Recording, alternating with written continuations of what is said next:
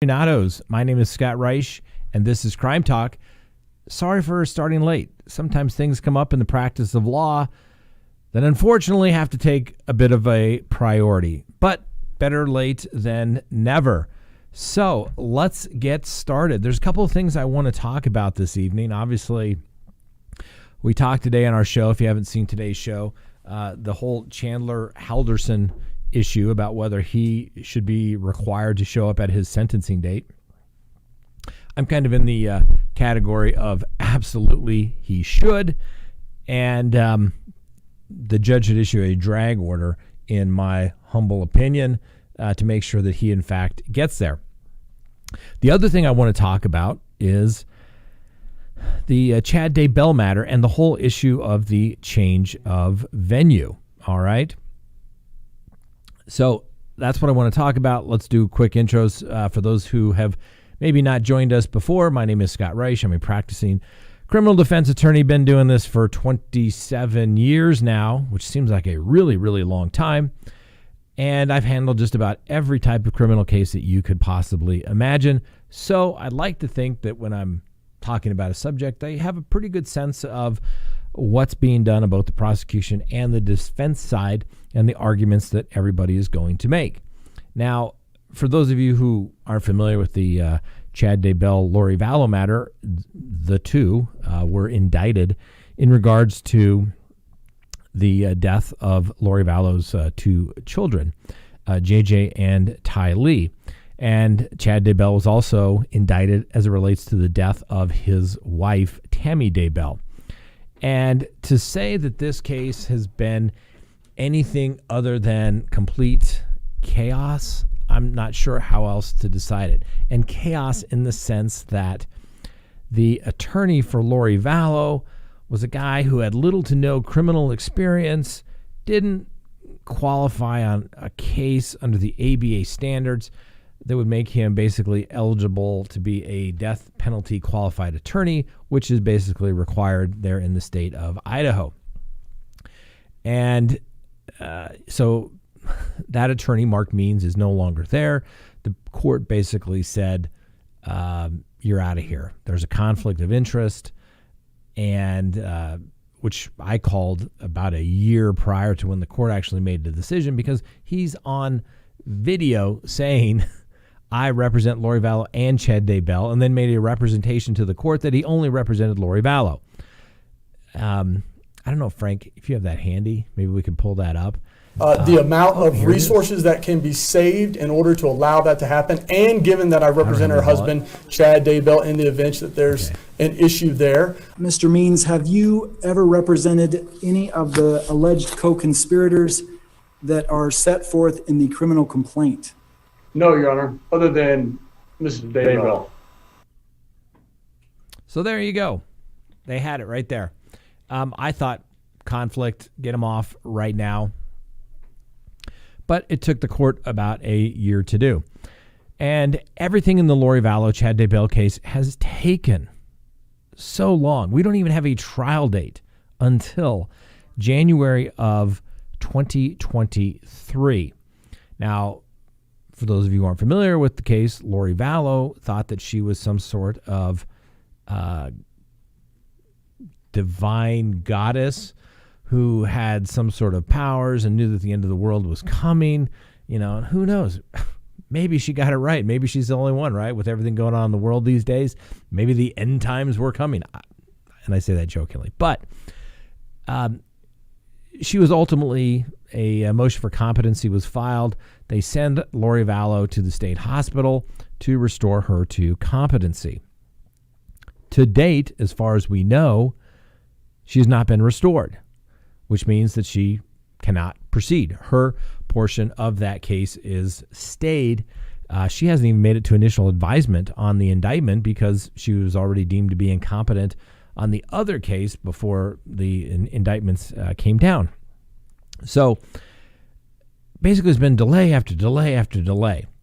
And the court ruled that the venue should be changed, from where they are now, which is Fremont County, and I think Madison is where she's also being held, It's a weird thing. They got Fremont and Madison, but they had special prosecutors early on in the case.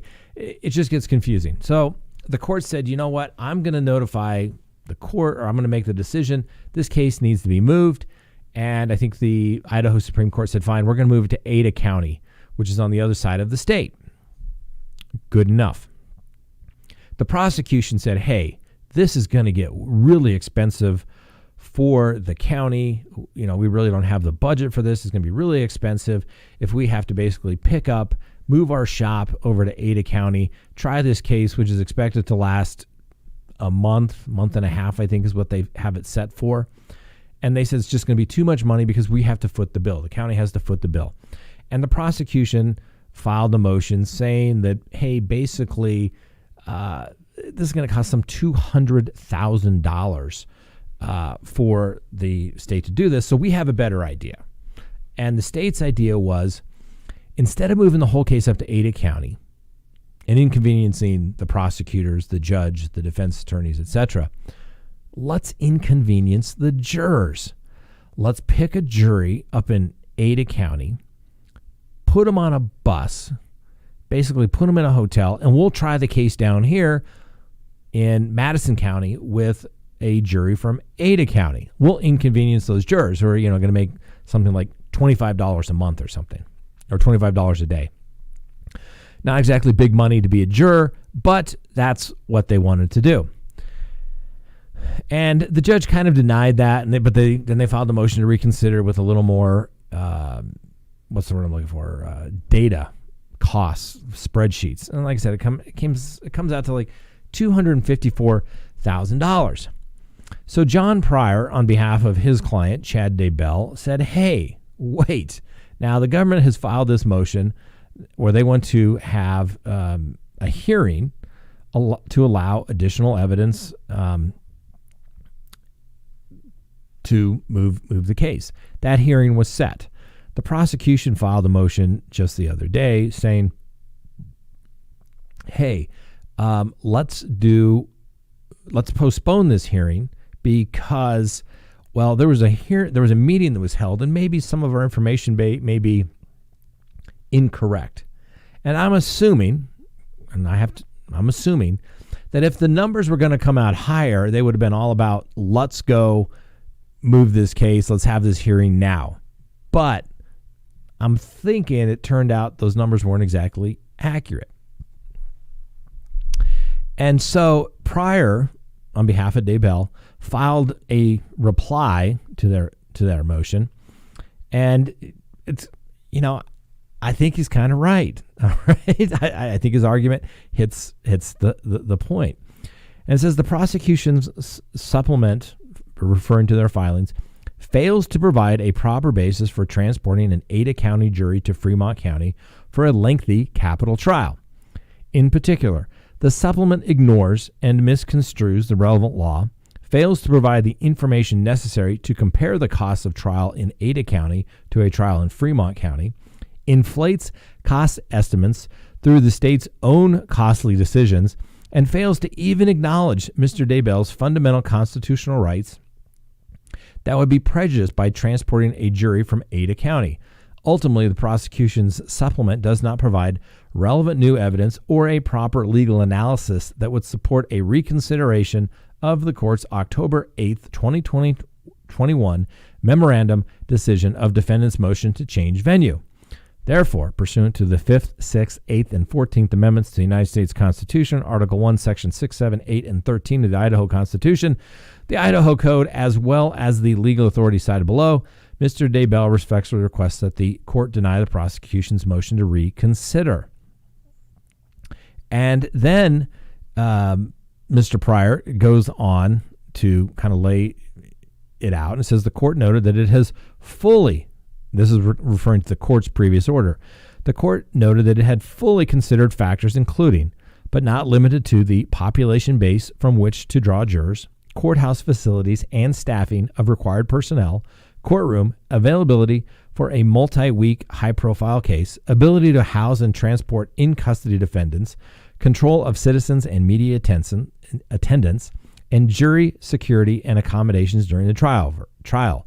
Moreover, The court specifically noted that the geographical distance between the counties makes it impractical for the court to order the transport of a jury from Ada County to Fremont County pursuant to Idaho Code Section 19-1816.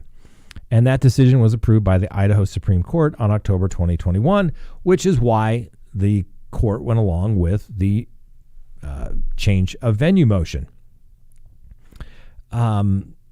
And then it says that, in contrast to the court's full consideration of these factors, the prosecution supplement doesn't even address them. The supplement does not compare the courthouse facilities, staffing requirements, personnel requirements, the respective counties, nor does the supplement discuss courtroom availability for a multi-week high-profile case. The supplement further ignores the geographical distance and its impact on transporting the jury. In fact, the supplement does not consider any issues outside of cost, which the prosecution also failed to analyze meaningfully, as discussed in Section 3.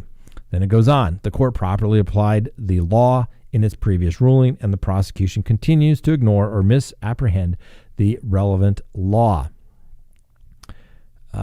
Goes on regarding a balancing test. And basically it says, hey, the statute, if you look at the plain language, the prosecution asserts that 19-18-16 provides the court the opportunity to balance a defendant's right to an impartial panel of their peers with a public's right to seek justice in the most efficient and economical manner. The prosecution does not cite any cases for that proposition that 19-18-16 creates a balancing test. It does not. The prosecution cites no source for its claims right to seek justice in the most efficient and economical manner, and no such right exists. Indeed, the United States Supreme Court has repeatedly held that the state's interest in expediency and cost efficiency is not substantial in the light of a compelling interest of both the state and individual in fair and reliable capital trial proceedings. And it goes, final argument is the supplement fails to acknowledge that death is different and misleadingly characterizes the relevant case law, where he states that the supplement further misconstrues the law by failing to acknowledge that death is different and thereby failing to account for the heightened reliability demanded by the United States and Idaho constitutions. So what does that really mean? Let me tell you in a quick summary.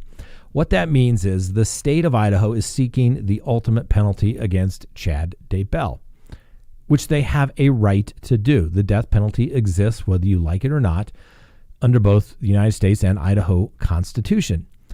And the prosecution wanting to do it on the cheap is just wrong, okay? I get it, but justice is expensive. And you have to do it. You have to do it correctly. Okay. When it is a death penalty case, yes, everyone is entitled to due process of law. But when you have a death penalty case, you're basically given hyper due process because they're seeking the ultimate penalty, which is death.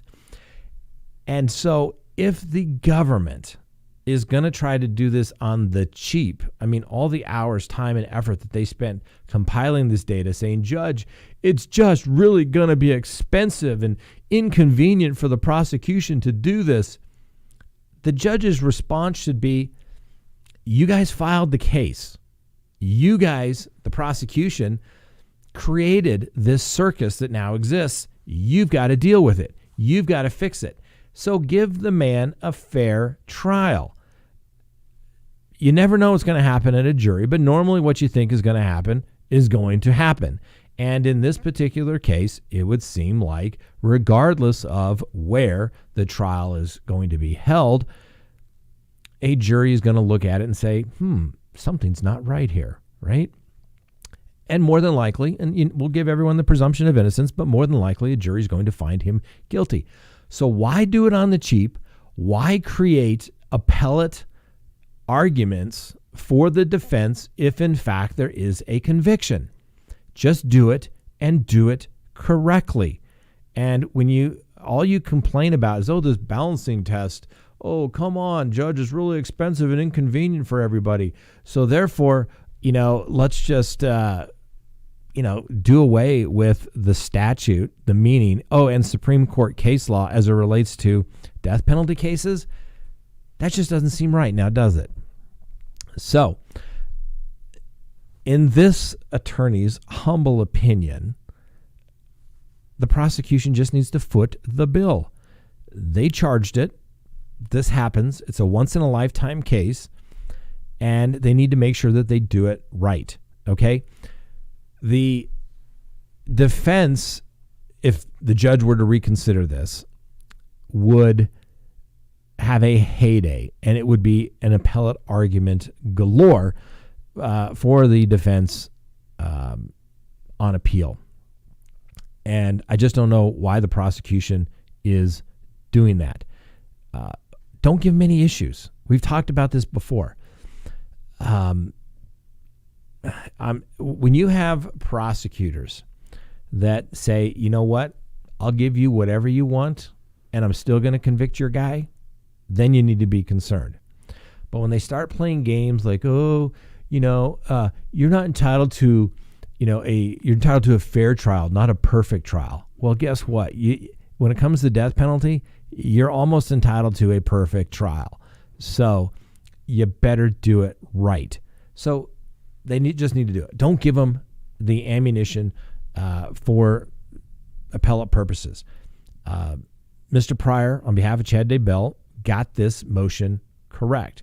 When Frank and I flew out there to Idaho in our little informal survey, we said, hey, we're out here for this case. Anybody know anything about it? And they're like, that's all we ever talk about out here. It's a very small community, very small jurisdiction of jurors that they have to pull from. Take it to a big city where I swear you're going to find people that probably haven't heard a single thing about this case. All right. And do it correctly. Bottom line.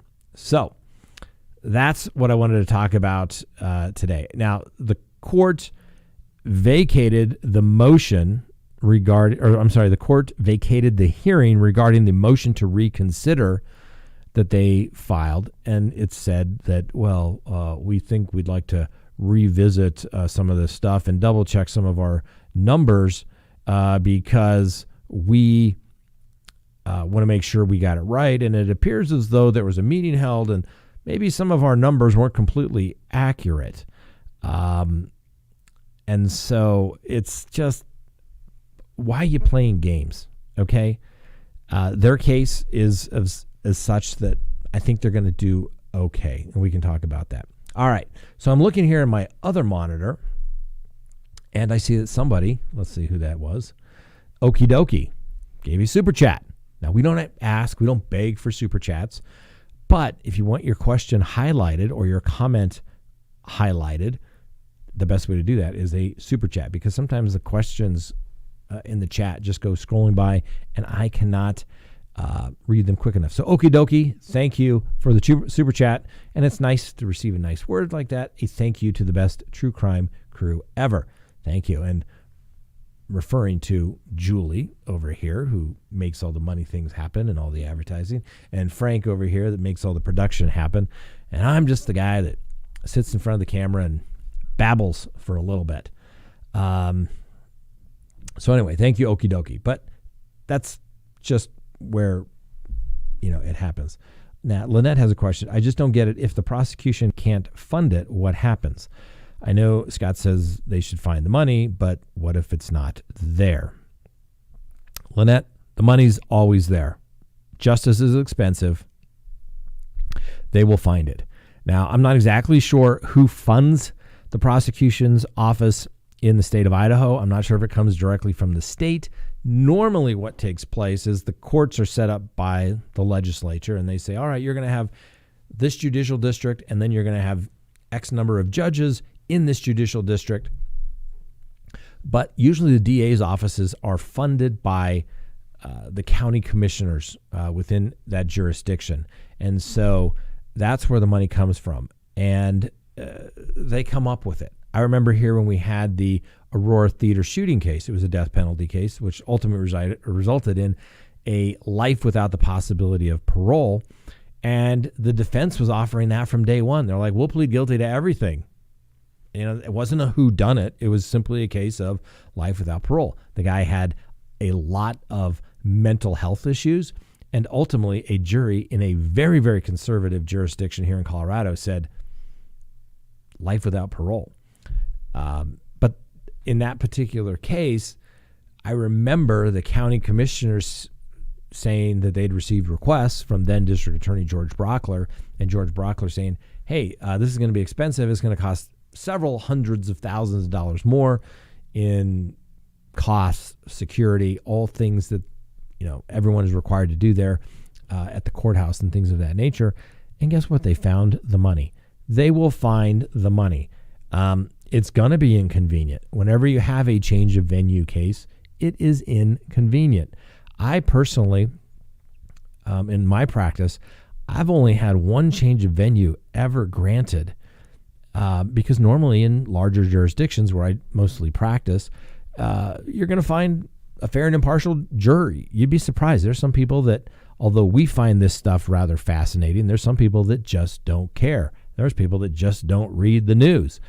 And they get their jury service, their little summons to appear for jury service, and they're like, I'm doing my civic obligation. Yeah, I can be fair and impartial. Or even if I've heard about something as a juror, it doesn't mean that they can't be a juror. They have to basically say that they cannot be fair and impartial. They've already formed an opinion as to the guilt or innocence of a defendant. And you really normally do not know that until you get to voir dire.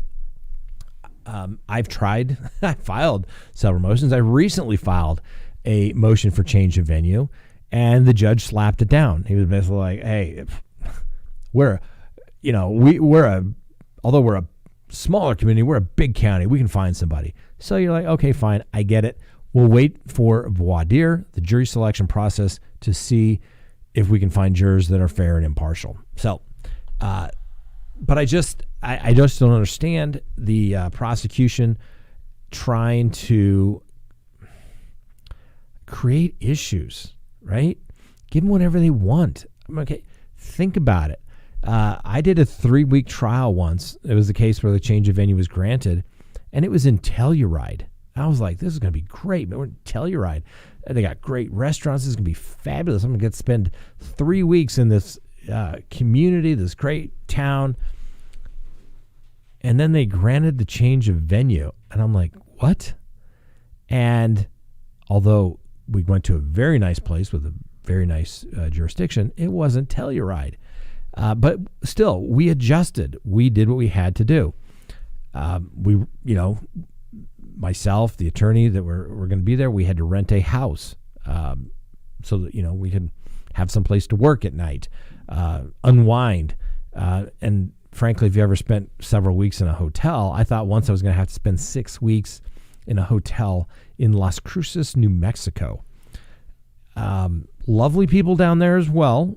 Lots of good restaurants, but not exactly the cultural center of the universe. And I don't mean that in a bad way. I'm just saying it is what it is. We would have, in 6 weeks, we would have eaten at every restaurant, possible. So the prosecution just needs to deal with it. The defense deals with that all the time. Unless you're in that jurisdiction, you're going to wind up being inconvenienced. And so you have to prepare for it. When we go on the road trip, Frank's done this with me before. You pack up everything because you can't just run back to the office over the lunch break. When you're 4 hours away or 2 hours away, you need to take everything for trial and you need to be prepared and have it all there. And, and that means a support staff as well, whether it's, other co-counsel, paralegal support staff. We did a trial once where as the trial progressed, there was all this body cam video. And as the trial progressed, I was like, hey, Frank, can you make me a video of every time my client said blank? And it was a nice little montage. It was all admitted into evidence. And, I got up in closing statement and said, it just went off and boom, boom, boom, boom, boom. There it was. So things change. You have to be prepared. And I just don't understand. I mean, the prosecution already has everything in their favor already. They brought the charges. They have all the evidence. They have the power of the government. And in this case, the power of, the state of Colorado. When you look at the pleadings, it says at the top, the people of the state of Idaho. Well, let me just make sure Yeah. People of the state of Idaho versus Chad Daybell. Well, that means all the resources that go along with it. You think the prosecutors down in Fremont County can't ask the prosecutors in Ada County? You know, this courthouse is probably right across the street from their office, if not attached. Hey, can we borrow a conference room? Can we set up shop? Of course they're going to do that. Hey, if we need to do research, can we borrow some of your people? They're going to say, sure, we can do that. So I think the prosecution just needs to stop worrying about the money. It's the government. They'll find it. They take it out of one pot and move it to another. They always have a reserve fund. And it's frankly, I get it. The prosecution has to worry about that, but that's what happens when crime happens in your jurisdiction and you bring the charges. Diana Hutt wants to know, will you go to the trial in Idaho? Well, we know it's a year off. We can probably block that out and I'll keep it open. Yeah, it should be, it's open to the public. I mean, COVID's done, right? So everybody should be allowed to cram back into a courtroom. Hopefully it will be even televised. Just about everything has been televised thus far. So that would be good. I would love to go to watch that trial. I'm not sure if I could stay for a month, 3 weeks, or whatever it's set for. But we could certainly hop in CrimeTalk 1 and jump over to Idaho and go watch that trial. And I think it's going to be a trial of one. I think it's going to be a trial of one. I do not believe, and I don't know anything that you all don't know. I'm going on a limb here. But mark it. March 15th, 2022. Scott Reich is saying, I think it's going to be a trial of one. The people of the state of Idaho versus Chad Daybell. I just have a funny feeling that Lori Vallow is not going to be restored to competency. I've said that before. I'll say it again. I think she is absolutely delusional, and you can't fix crazy like that. Just my personal experience. I'm not a doctor. I'm not a psychologist. I'm not a psychiatrist. But what it boils down to is if she was fixable by medications, they more than likely would have done it by now. And the mere fact that they haven't just makes me think, I don't know, maybe they can fix her up so that she can go to trial. But we'll see. We'll see if I'm correct or incorrect. Only time will tell. Rose says, hey, it doesn't matter where the trials are held, Ada or Fremont or Madison. Most people heard about the case. And I'm sure by the time the trial gets there, most people will have heard about it in Ada County. I just hope Judge Boyce doesn't waffle and change his mind. But the judge knows the jurisdiction that he lives in. He has a duty to make sure that both sides receive a fair trial. And that fair trial, he is determined, with not a whole lot of evidence, that the matter should be moved to Ada County. The Supreme Court has done that. So everybody on the prosecution side, just go try your case. Don't worry about the funding. You just tell them, well, you got to fund it. And that's the way it would be. I think, yes, 5-week trial. They say that the estimates would cost $254,000. The costs are going to be significantly higher as well, just with security, housing, per diem for all of the jurors. So I just, I don't think that. I just hope Judge Boyce doesn't change his mind. The other matter, I want to make sure, check the time because we got started a little late here, and I apologize for that. Like I said, sometimes things come up. And I was on a call as I walked in and sat down. But the other one, Chandler Halderson, okay? This guy's found guilty of murdering. So we don't no longer have to give him the presumption of innocence. He's guilty. All right. Killed his parents. They believe shot his father in the back. Not exactly sure what happened to the mother, but they believe she's deceased. He chopped up parents. I think burned one or both of them or parts of them in the fireplace in the house. This is not a good guy.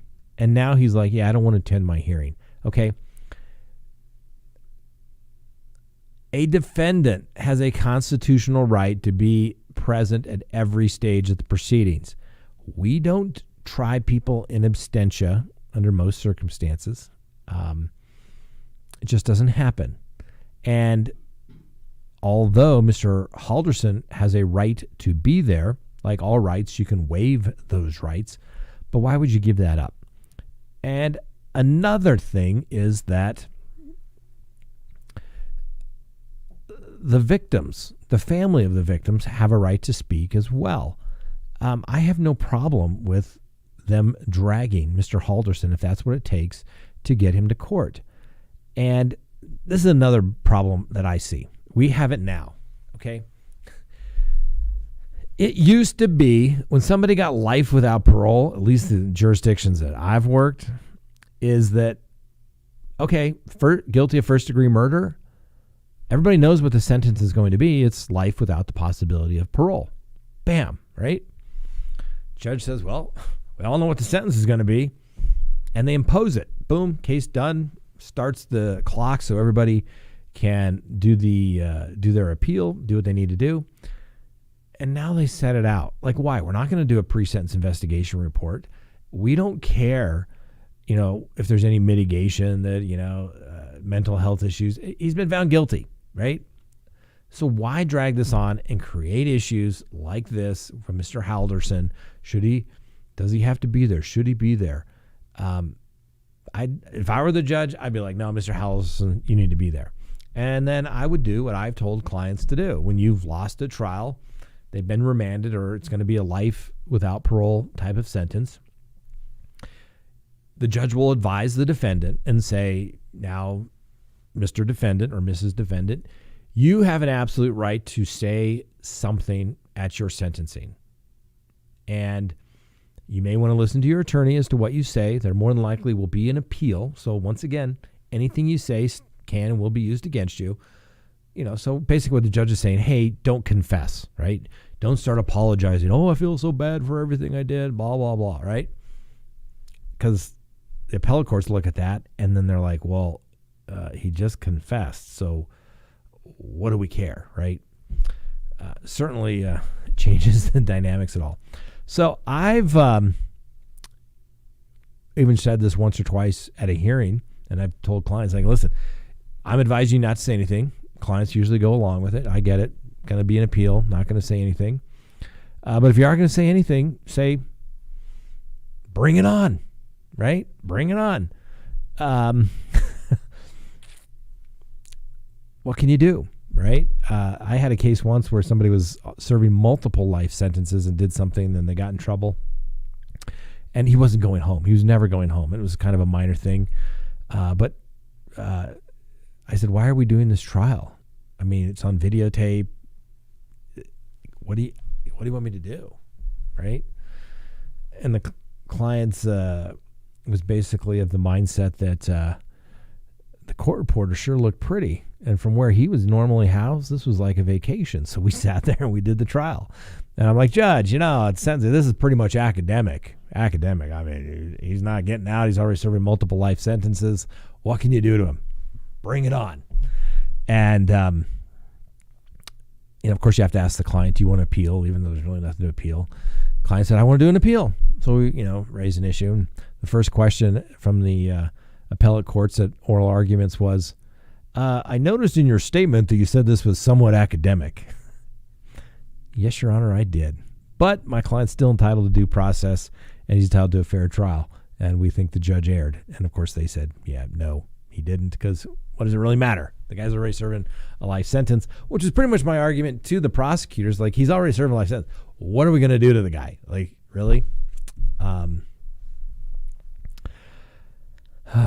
Let's see here. Scott, let's go to questions here. Jody, Scott, can you please explain the reasoning? Like, who's holding this up? With most of all these delays, there has to be a reason behind it. Do you think it's political? Well, in the Lori Vallow, Chad Daybell matter, I don't think there's any delay that's political in any nature. I'm sure most of the politicians would like to get this thing behind them. I'm sure, Madison and Fremont counties, certainly people now know that they're there, but this is probably not the publicity that they want. They'd like to know this is a great vacation spot. Come fishing, come hunting, enjoy the beautiful scenery down there. This is not the publicity that they want. I don't think it's anything along those lines.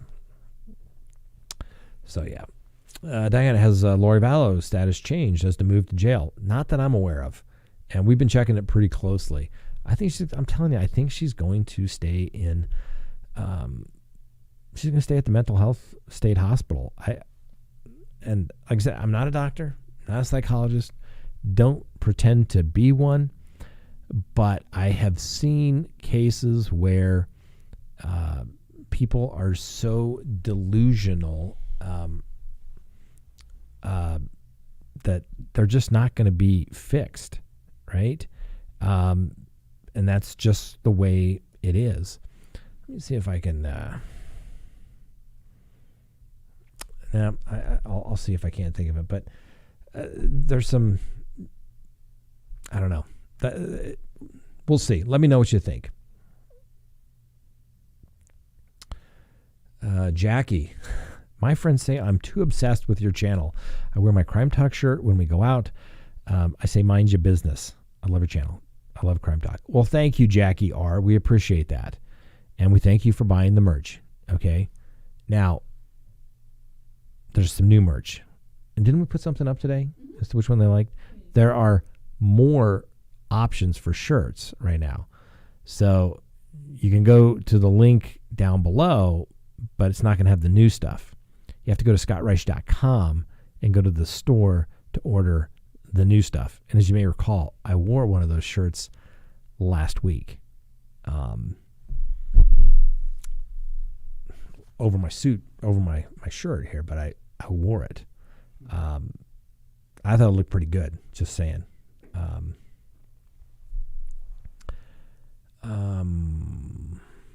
Clumsy clairvoyance. It seems to me a lot of judges have at least an idea how they're going to be sentencing a defendant before they even hear any statements. Very true. And sometimes it becomes very obvious.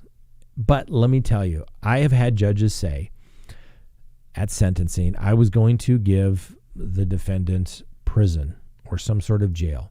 But based upon what was presented to me, that they're going to give probation a chance for a particular defendant. So you got to know your judge is really what it comes down to. And if you have some good mitigation stuff, mitigation, remember, it's not a defense, but it's things that can hopefully minimize any punishment on the back end. It's sentencing.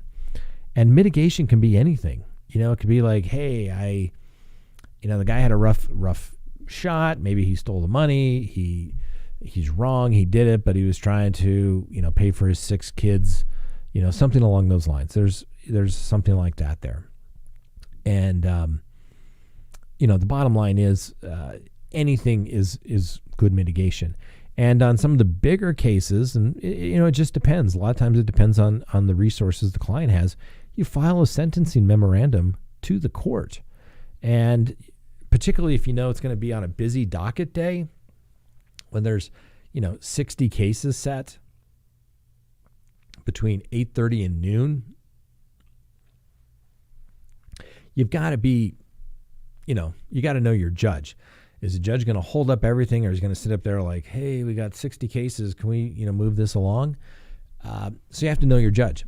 So if you're going to be on a busy day, we, at my firm, we like to do a sentencing memorandum that highlights it. And why do we do that? Well, because we know, if you know your judge, you're going to say, this judge is pretty prepared.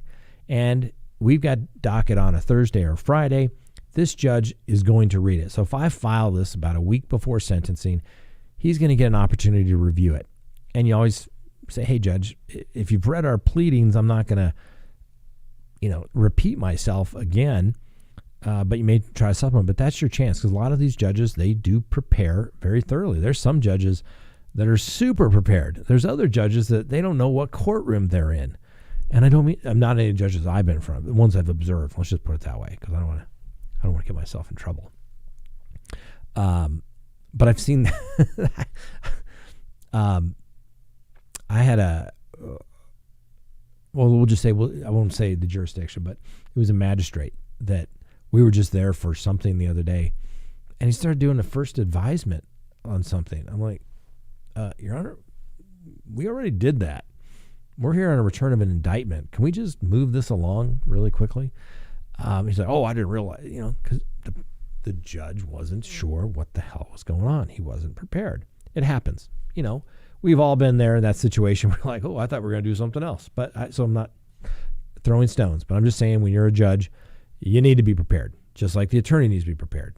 The best rules of thumb that I tell any attorneys, whether they work for me or friends, the general rule with like the really good judges: be on time, show up prepared, and try not to say anything stupid. Those are 3 good rules to live by when you go into court. And probably number 4, when you're winning, keep your mouth shut. Okay? So when a judge says, for an example, I've read the pre-sentence investigation report. I've read your sentencing memorandum. I'm inclined to give probation unless somebody wants to say something and talk me out of it. And that's where you look to your client who has his 3-page letter that he showed you for the first time that he wants to read to the court about how, and you tell him, the decision's been made. Just say thank you, Your Honor. I'd like to accept responsibility. Thank you. Just keep anything you like to say. No, Your Honor. We're good. Let's go straight to we want probation. Move along. So you have to know your judge, and the good judges get it. You need judges that, and what's the word? How am I going to present this so that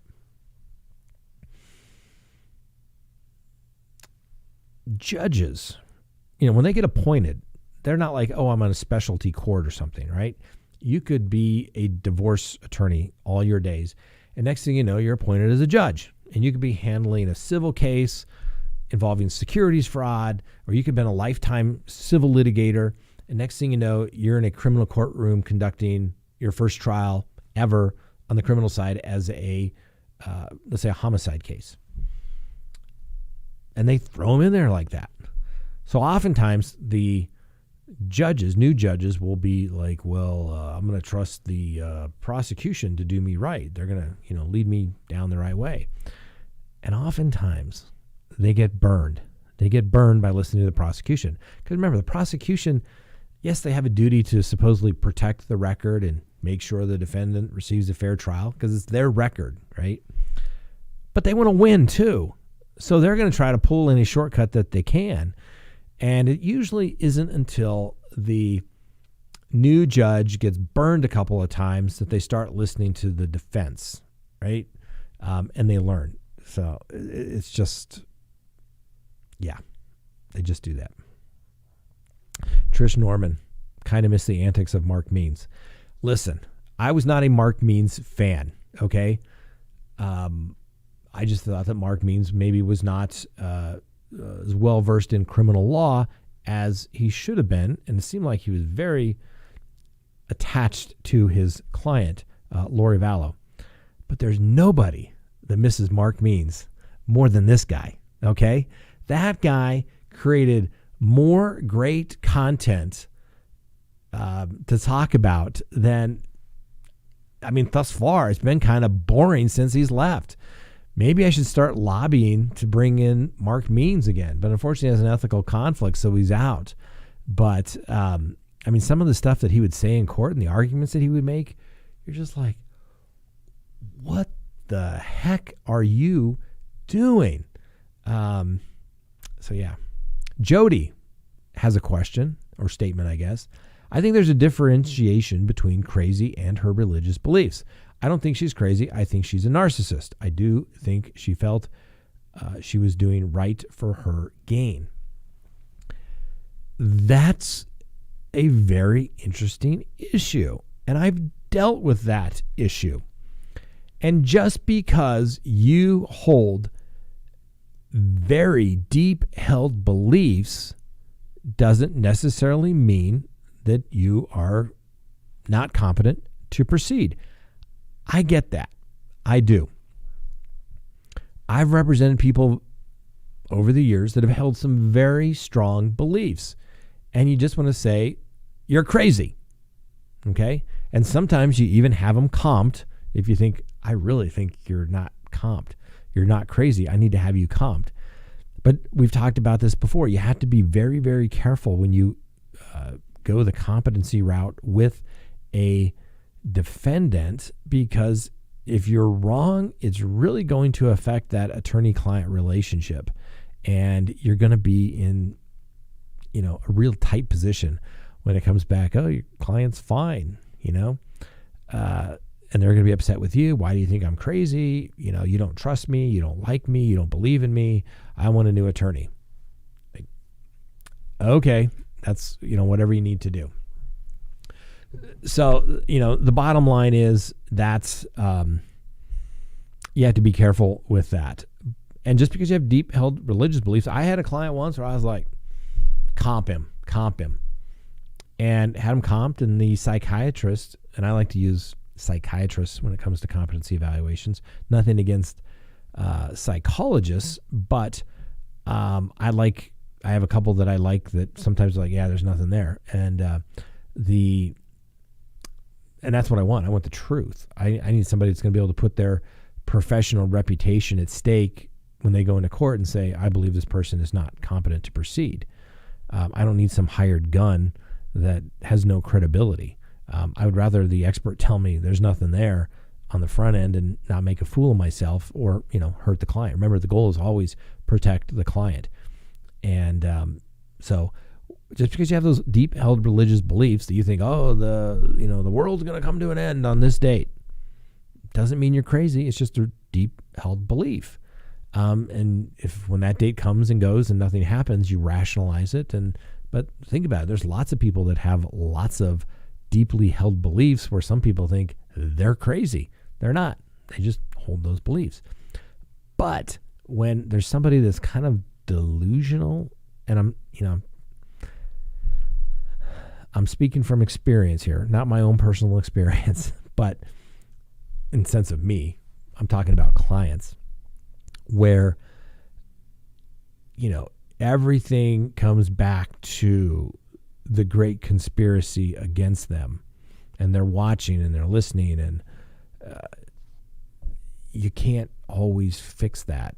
And I've seen them doped up and they can meet the competency definition for just a short enough time to get something done, so to speak, in the court system. Like, oh, let's plead them guilty and put them on mental health probation. Okay.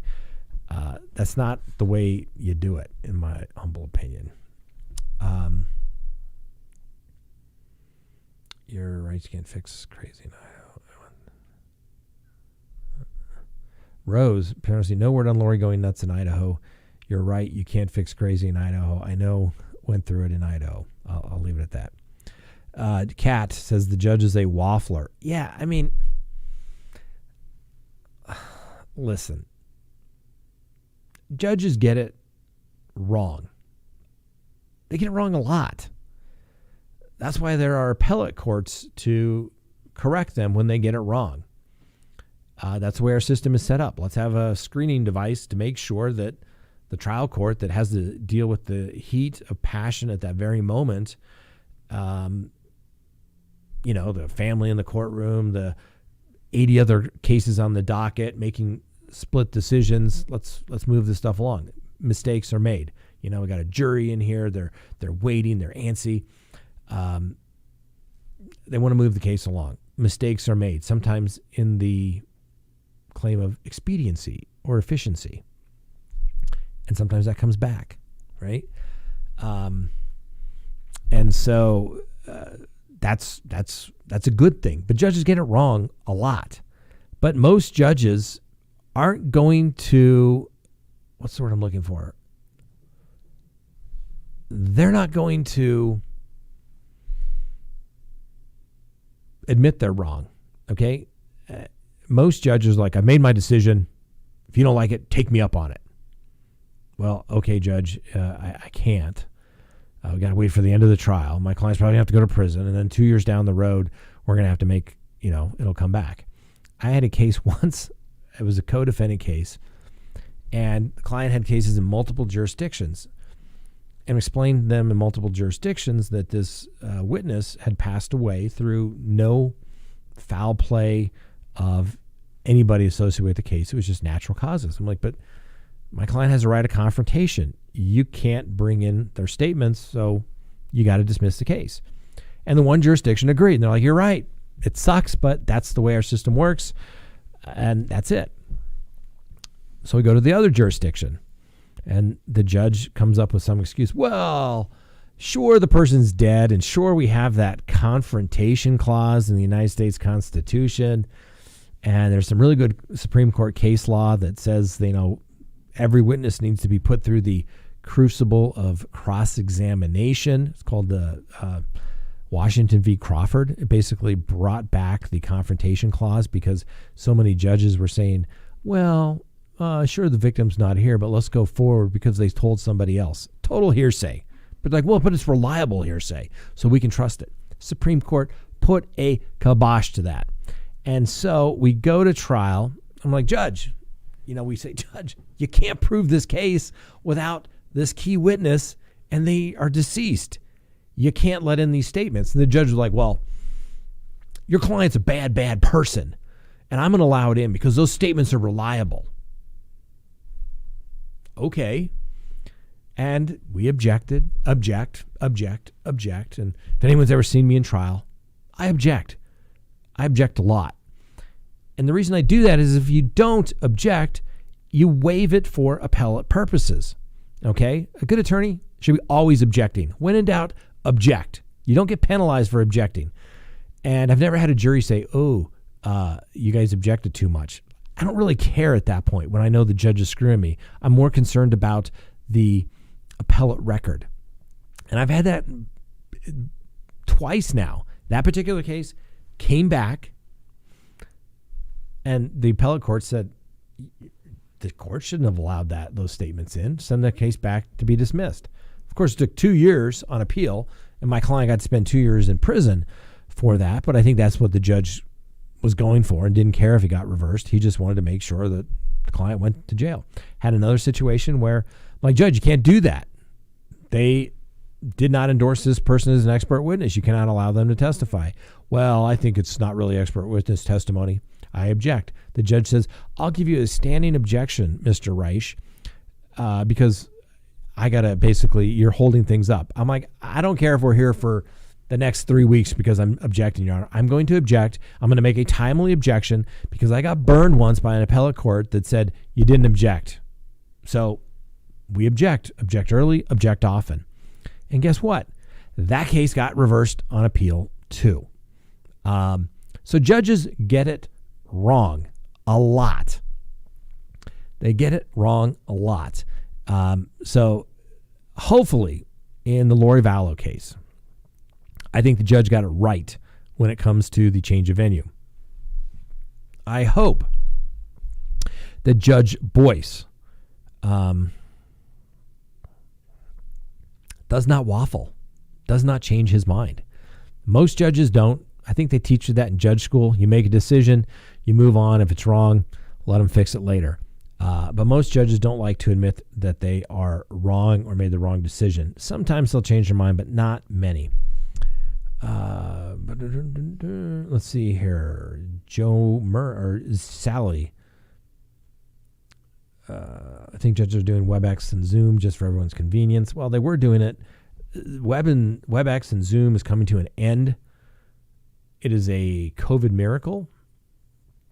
I was in federal court just last week, and we go through, and I'm like, I thought we were done with the masking thing. And the marshals are like, no, we're still doing it. Okay, so we're over there in our little masks. And the judge comes out without his mask, and his clerk doesn't have his mask on either. And I'm like, huh. And the judge looks at us and said, oh, yeah, we just changed that rule. You can take your masks off. Oh, okay. Which also means the convenience of WebEx and Zoom court is rapidly coming to an end, which is unfortunate because it was so darn convenient where you could sit in your conference room or in your office and do a court appearance, have your client there, still do some other work versus now I got to go drive half an hour to the courthouse, pay to park, find a parking spot, go through security, which is one of my most favorite things in the world to do, go to court, get queued up in line when there's 60 other cases on the docket to have a 2-minute hearing, and then leave and drive back. I mean, it was so convenient for the attorneys. It saved the clients money, but now we're going to have to do that again. So it's unfortunate. Kat, referring to the Halderson matter, he should be forced to attend his sentencing so the families can have their say. Yeah. Oh, yeah, Letitia. Reminds me of Letitia Stout. Once again, Letitia Stout doesn't like to go to court. Why on earth, in a capital case, would a judge say, oh, yeah, your client doesn't need to be here. We'll go to preliminary hearing without her. What? You want your client there. Every now and then your client will tell you something like, well, you didn't tell me that before. I wish you had told me that before. Things come up. It's nice to have your client right there. Even when COVID was on, I had a couple of trials and they're like, well, you need to sit down here and your client needs to sit at the end of the table. I'm like, no, I'm going to sit right next to him. I'm okay.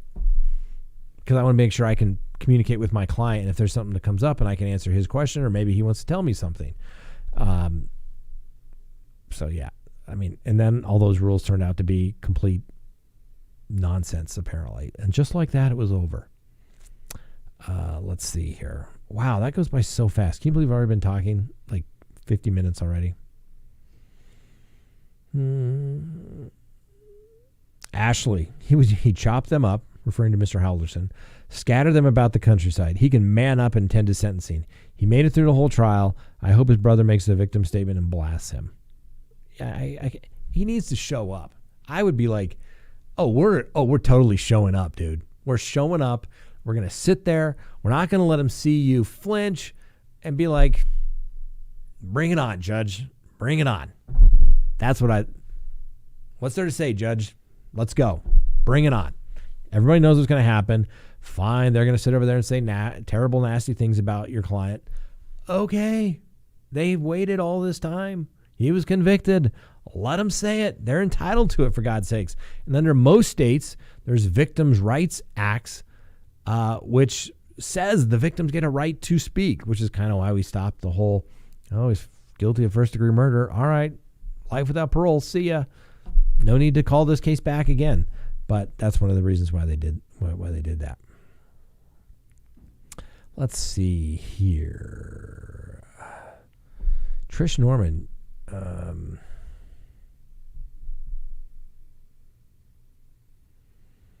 Mary says, Scott, Vallow had been refusing to take the meds that could help her. Did the judge okay Vallow to be forced to take those certain meds? Good question. I don't know. Now, what sometimes happens, I can tell you here. So, just had a case in a jurisdiction near here where everybody agreed client was NGRI, boom, straight down to the state hospital. And they opened a case down in the jurisdiction of state hospital, basically saying that if we need to medicate him, we can go to the judge here. We don't have to go back to the judge up there. Our judges are familiar with this stuff. They know what we do. We can get the order to forcibly medicate somebody. And I have no problem. I mean, if they refuse to take the meds and it's going to make them better, then sometimes you got to force it upon them. I know some people are like, well, you shouldn't force them, but they're not getting any better. It's going to make them better. How do they know it's not going to make them better? So you got, lots of issues, but it's pretty much decided that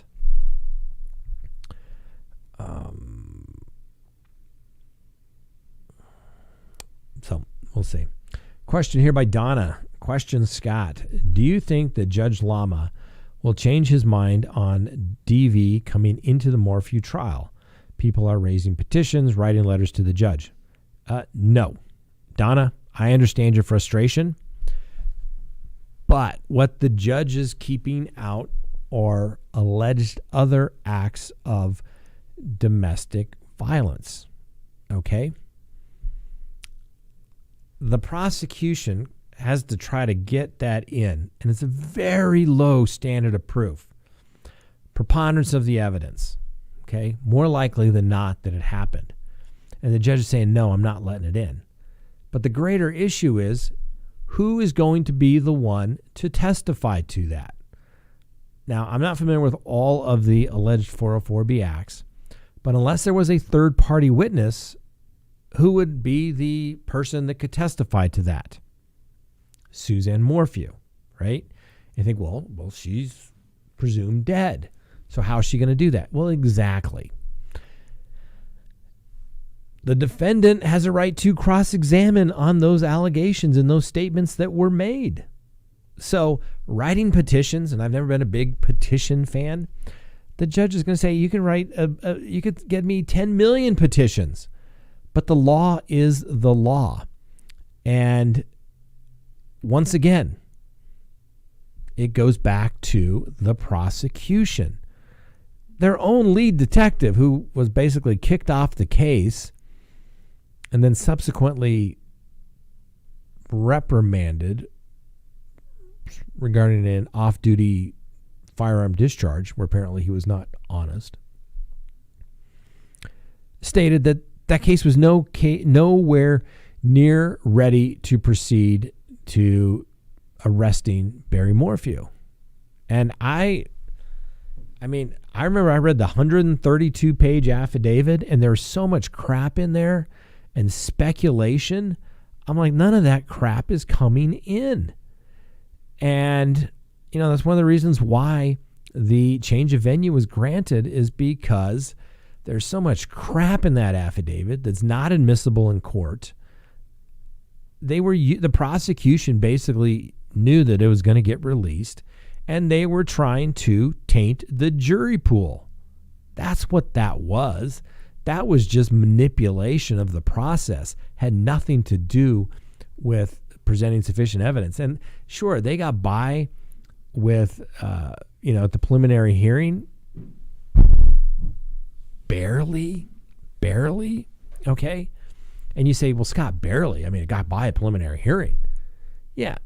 When every inference has to be drawn in your favor, you take out all the police officer speculation. Well, I observed that I believed him to be deceptive.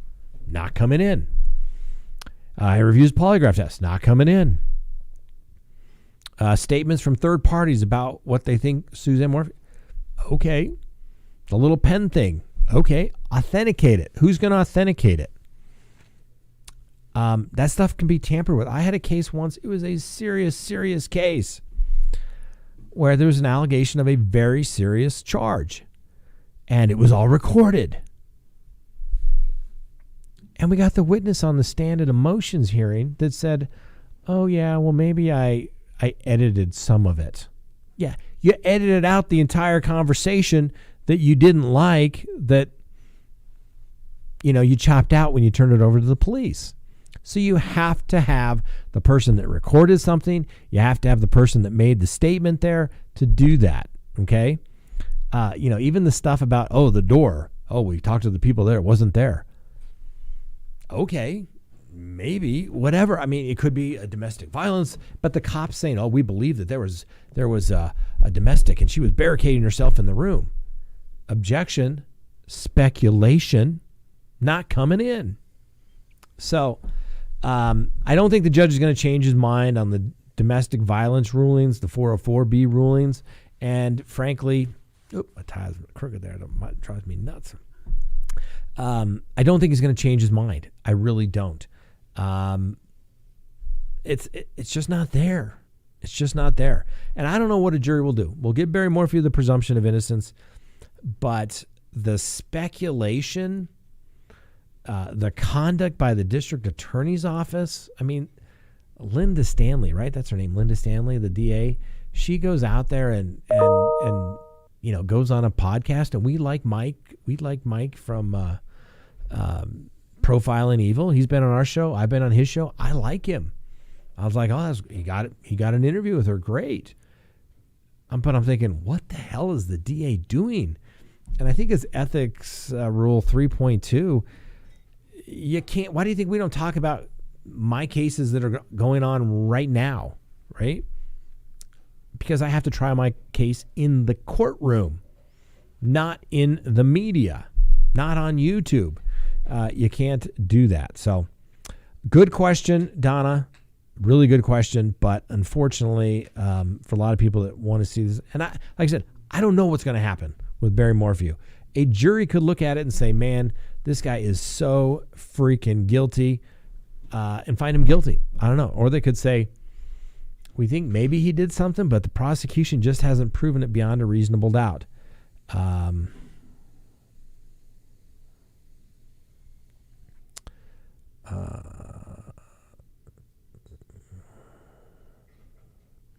Okay, some other channels are saying they believe she was found competent. It's a guess, but that's what they think. Okay, and everybody's entitled to their opinion. I personally think that if she was found to be competent, we'd know by now. They'd be setting court dates for advisements to bring her in. That's just my theory. But hey, if somebody knows something, if you got the inside track, let me know. Send me an email.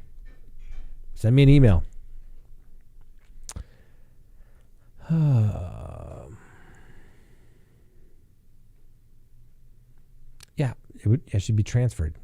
We'd be able to find it. Yep. Oh, did I miss super chats? Oh, there's one. Mike L. Hi, Mr. Reich. What was William Roddy Bryan thinking? Unless it was to prevent a kidnapping, there was no way I'd join in a chase with my neighbor. I have no clue what Mr. William Roddy Bryan was thinking whatsoever. And for those of you who aren't familiar, he was found guilty in the state case down in Georgia regarding the death of Ahmaud Arbery, along with the father and son duo. Why is the name escaping me? It'll come to me in a second. Sorry, their names escape me. But they were all three also found guilty of violating the McMichaels. Yes, the McMichaels. Thank you, Frank. And Travis and something McMichaels. Anyway, they were also all found guilty of violating Mr. Ahmaud Arbery's civil rights in causing his death. And Mr. Bryant, I mean, what was that guy thinking? I don't know. Why would you want to get involved in something like that? Particularly when you're chasing somebody down, you know there's firearms involved. Like, dude, call the police. And where Bryant really is the one that just blows my mind is he's the one videotaping this whole thing, right? And remember when there was a big brouhaha down there in Georgia about, like, why aren't we charging somebody? Why isn't somebody being charged with the death of Ahmaud Arbery? And everyone was like, oh, no. And Roddy Bryant has this cell phone video that he apparently gives to his attorney. And then the attorney then gives it to a radio station that then posts the video on their website, and the thing goes viral. Now, I don't know who that attorney was. I'm sure we could find out who the original attorney was that turned that over. But why? Why would that attorney think that helped Mr. Bryant or any of the McMichaels as well? That video is what got them all convicted. Mr. Bryant, I don't know who you hired, how much they paid, but you should have demanded your money back.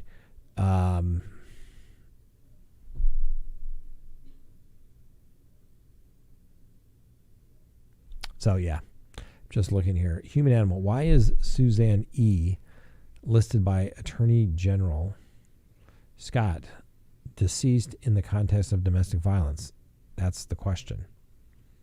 I don't know. I'd have to see that particular pleading. More than likely, though, they would have, probably on the witness list.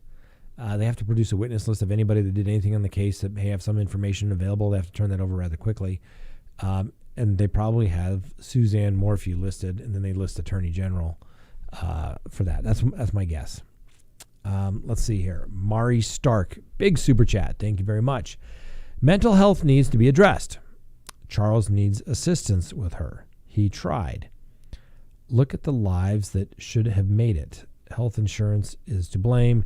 They will not cover mental health issues. I'm living proof. Mari, I get it.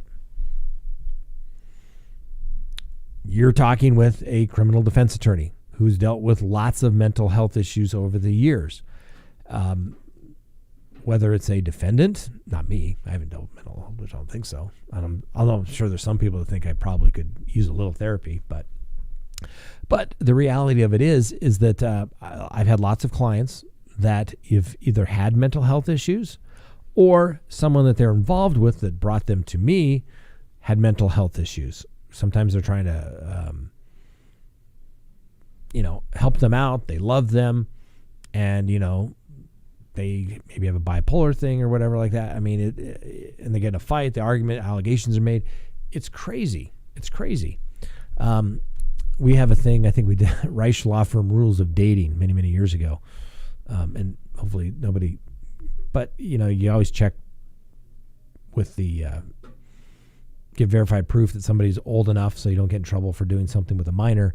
And then you always have to check the medicine cabinet to see if people are on medications. And not trying to be facetious, but I'm just telling you, there may be issues, okay? And I've seen people that if they can get the right medications, they're well-functioning people. I've told this story before, but it wasn't my client, but I'm sitting in a courtroom one day, and there was a gentleman that was brought in. He was in custody, and he had picked up a charge. And they said that he wasn't competent, and they had restored him to competency. He was schizophrenic, and he was given medications, and he was basically restored to competency. And as the story progressed during the sentencing hearing, and the judge was just, he couldn't believe what he had to do. The guy was on parole. He had been to prison, undoubtedly, probably as a result of his mental health issues. And so he goes to prison, he gets released. The Department of Corrections gives him like 30-day supply of his medications. He takes them. He feels good. He is a productive member of society. As the end of the 30-day supply comes up, he no longer can take his medication. And guess what? The signs and symptoms of schizophrenia come back, and he does something that gets him arrested. And the judge is sitting there holding, like, what the hell do you want me to do? Like, the prosecution wants me to send this guy to prison, and under the law he had to because he committed a crime on parole, so he had to go to prison to finish that sentence and then this new sentence. And the judge is like, what are we doing? These medications, about a 30-day supply, was roughly $250 if I recall correctly. So we have a guy that wants to take the medications, because there's some people that say, I don't like to take the medications. They make me sleepy. They make me tired. They make my mouth dry. I can't function, so I don't take the medications, but then they don't feel good. Or they self-medicate. But this guy wanted to take the medication, and it made him feel better. He was a productive member of society. And what the judge is like, you want me to send him back to prison, and it's going to cost the state now, $30,000 a year to house this guy, give him his $250 medication, but why can't we give him the $250 medication when he gets out? It makes no sense. And I don't care where somebody stands on the political spectrum. That just makes sense, right? It saves money. The person wants to take it, and it's sure a hell of a lot less expensive if you can give somebody their medications for $250 versus housing them when they commit crime and injure somebody and create victims and restitution and all that, but we send them to prison for, to house them and warehouse them for $30,000 a year. It makes no sense. So yes, mental health issues are a huge issue, Mari. They need to be addressed. I think we're starting to come to that point where we're saying, hey, there shouldn't be a stigma if you say I need help, right? But what I've also seen is it seems like everybody has anxiety these days, particularly the young kids. Like, my gosh, they can't do anything without a medication for this or a medication for that. And it's like, my goodness, I know I had a lot more stressful stuff going on than most of these kids, and I seem to make it through, but everybody wants some medications these days, and I'm not a big fan of. But yes.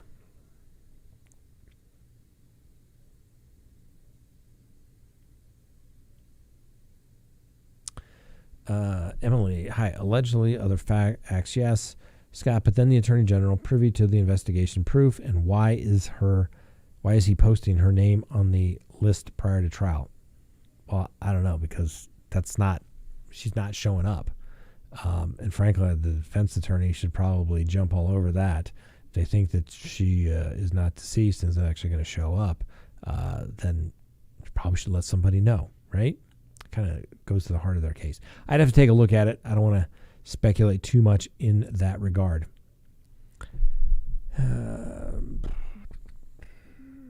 Patty, the government closed down the mental health facilities, and the ones who don't... I lost it here. It jumped on me. Sorry. Yeah, I agree. I mean, they shut them down. I remember it was like in the late 80s, I think. I think it was the ACLU basically said, hey, you can't hold these people in what was commonly referred to as mental health institutions. You had to let them out. And, of course, they couldn't necessarily function, couldn't get jobs, things of that nature. And, yeah, it's a resource issue. There's a limited number of resources that, there's a limited number of resources that the state has. And, simple economics is it's wants versus needs. What do you want versus what do you need? Not everybody can be the United States government and just print more money. It'd be nice to be able to run out to a money tree and give everybody what they need, but it doesn't quite work that way. If it did, I wish somebody would tell me. RV specialist rep. Do I want to go there? Scott, if you were the one making the call as, say, the decider, would you close the skies over Ukraine?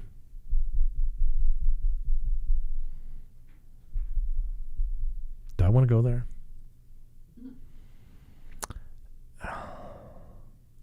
Sure, why not? As a defense attorney, I deal with bullies and thugs all the time. It's called the government, the state, the United States government. They're bullies. I've also dealt with clients that have been bullies and thugs, and the only way you deal with a good bully and thug is you got to punch them right in the nose. That's my humble opinion. And when you appease a bully, you're going to get more of whatever they want and not what of you want. That's all I'm saying. But if it were me, I think I would be helping the good people and say, okay, Mr. Vladimir Putin, if you think you want to go there with the nuclear weapons, okay, you want to go crazy? Let's jump. Let's jump together. And I don't think he's going to do that. I don't think he's crazy. I think he's just a narcissist who wants power, wants to reunite the Soviet Union to its greatness. And I know there's people that say, don't get involved in World War III, blah, blah, blah. He's a bully and a thug. You think he's really going to stop at the Ukraine? No, he's not. And this would be a great opportunity to drive a stake right through communist hearts everywhere throughout the world. If, the greatest world's largest army is completely defeated, there you go. You get more of what you tolerate. You allow somebody to invade a country like that, it's going to be bad news. Okay, we went there. Can we hear the machines clicking off? Did we get all the super chats?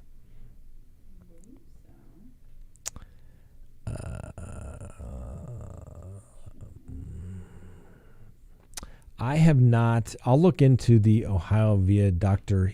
I think it's Husel trial. That's the ICU doctor murdered allegedly 14 patients during palliative care. Hospital administrators kind of aware of it. Yeah, I mean,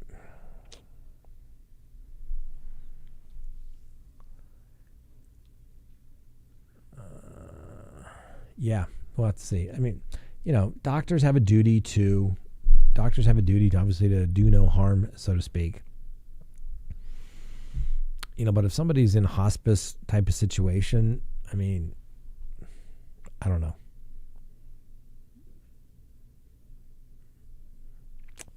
We'll see. All right. Anywho, that's where we are. All right. Thanks for sticking with us tonight. Apologize for being late. We stayed a little long. We're going to take a quick break. Then we're going to do our Patreon show. If you haven't become a Patreon, please join. Remember, like, subscribe, go get some of that merch, and have a wonderful evening. We'll see you next time on Crime Talk.